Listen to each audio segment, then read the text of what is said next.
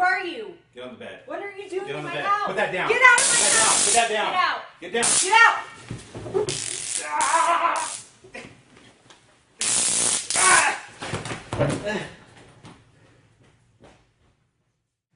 Hi, my name is Matt Schneider, the owner of the Forward Movement Training Center. Today, I got the opportunity to experience the striking distance. My background's in law enforcement. I've been in law enforcement for about 13 years, and I've had a lot of experiences with various use of force scenarios. And in an effort to test the striking distance and how it would work in a live situation, we agreed to a scenario where essentially it was a home invasion where the homeowner came home, found a bad guy in the bathroom, and had the striking distance at her disposal.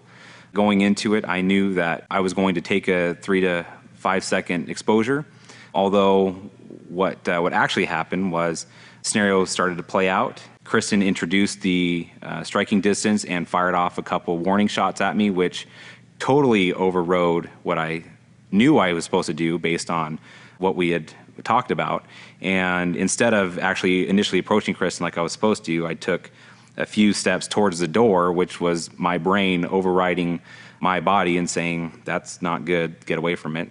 But knowing that the goal was to get the exposure, I readdressed Kristen, actually closed the distance on her and attacked her on the bed, and was exposed with the side probes of the striking distance initially until Kristen was able to create distance based on that exposure, in which time she followed up with probably only about a second and a half, maybe a second and a half of exposure with the front of the striking distance, and that's all I could handle. That literally kind of dropped me to my knees, so I had to get that off of me as quickly as possible.